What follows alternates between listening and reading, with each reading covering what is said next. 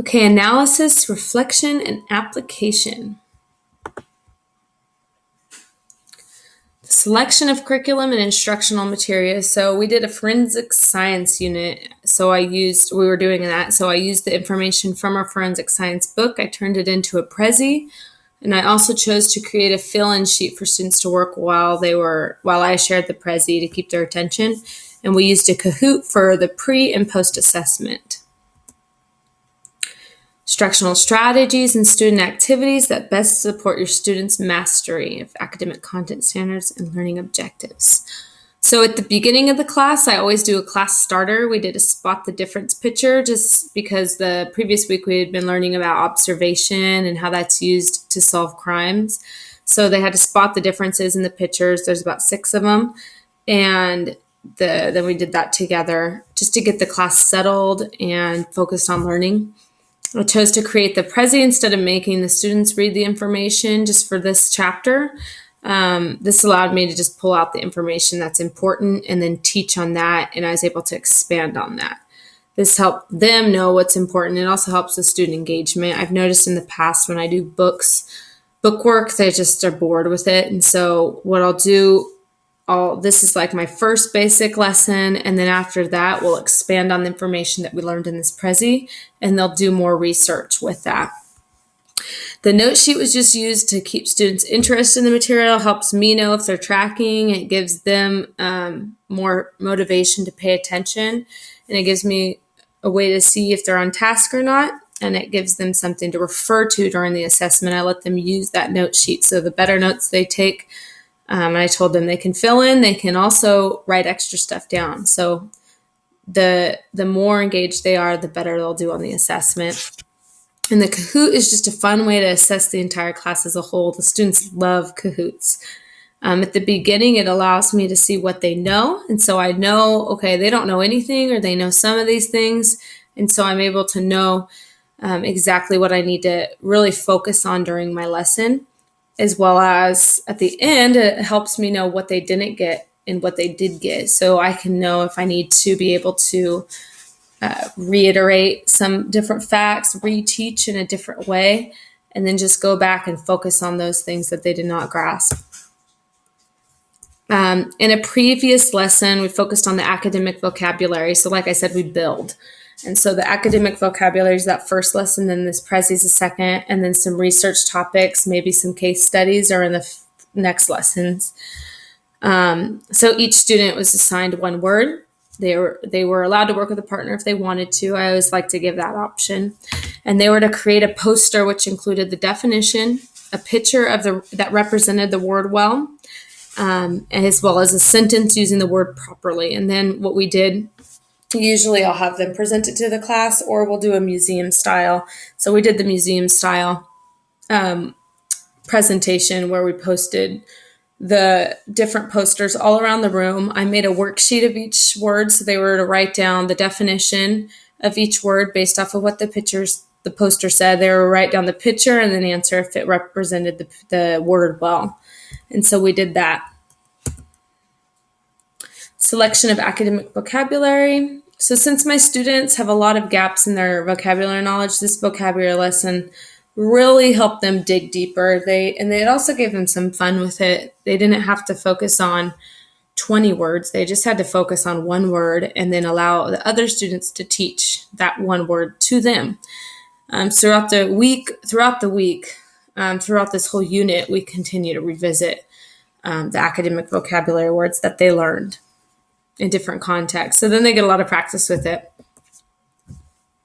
Student grouping, like I said, they could work by themselves or with a partner. Sometimes I'll allow that opportunity. Other times I'll just have them work by themselves. Other times we'll do bigger groups. I chose to do this because students can be very intimidated by especially scientific words that they don't know. These are big words and they freak out just because they're big words, but they do a great job with it. For the lesson with the Prezi and Kahoot, that's just working individually. Since I was teaching the class, it was direct instruction. For that, the Kahoot, they working individually. I wanted to see the class percentages as a whole to see how they did. Groups were not necessary for improving their learning or comprehension of the lesson. We did, however, interact as an entire class in class discussions during the Prezi. I did notice that I had to reteach a lot of the different words that talked about evidence. In this specific lesson, we learned about many different types of evidences that's collected at a crime scene. And so they were very confused by just all the different, which it took me a while to get them too. And so when I retaught it, I tried to tie the word to the definition in a way. Like, for example, trace evidence is biological or physical evidence that is left at a crime scene. And so trace, I noticed that you could trace it. And so I tied different words like that to help them remember it. But the second time we did it around, they did so much better. We hit the percentage. I'd say the entire class got at least 90% of the Kahoot questions correct.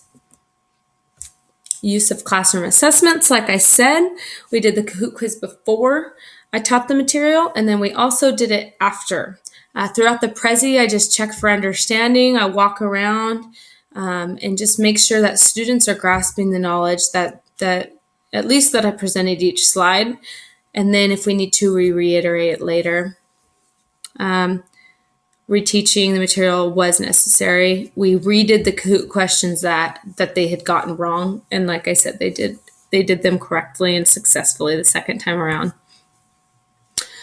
My classroom environment, rules and expectations are always posted on the walls. We review them before each school day.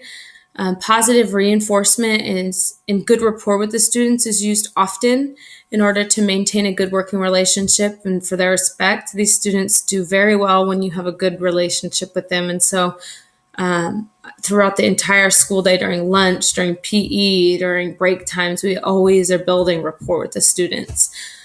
We always do a class starter at the beginning of the period to get them into gear of learning and to get them settled, into the class.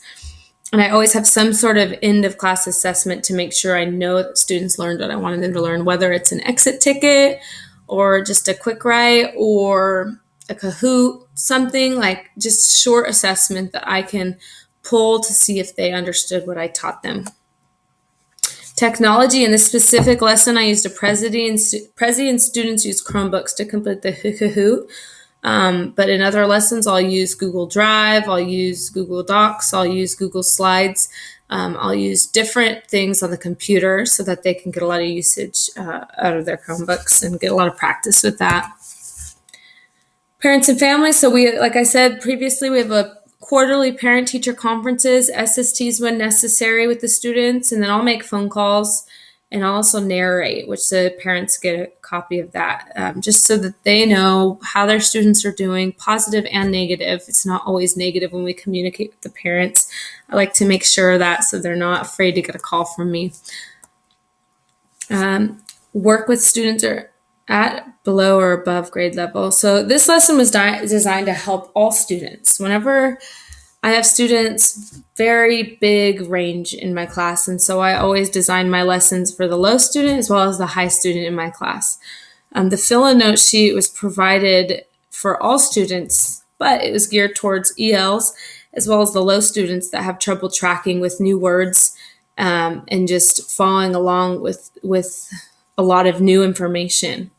And it provided guidelines and boundaries for them that needed that. But then the other students that didn't need it, they just took the notes on it.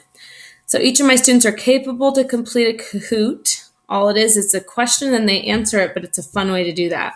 And the Prezi made the information in the book more accessible to students who struggle with reading. I have a lot of students that are very low readers and very low with reading comprehension. And so it allowed me to get through all the information with each student, keeping them on the same pace and getting the information to them clearly. I knew there was a lot of new words, and so I wanted to make sure that was accessible to each student. All right, I'll touch on this in the next video.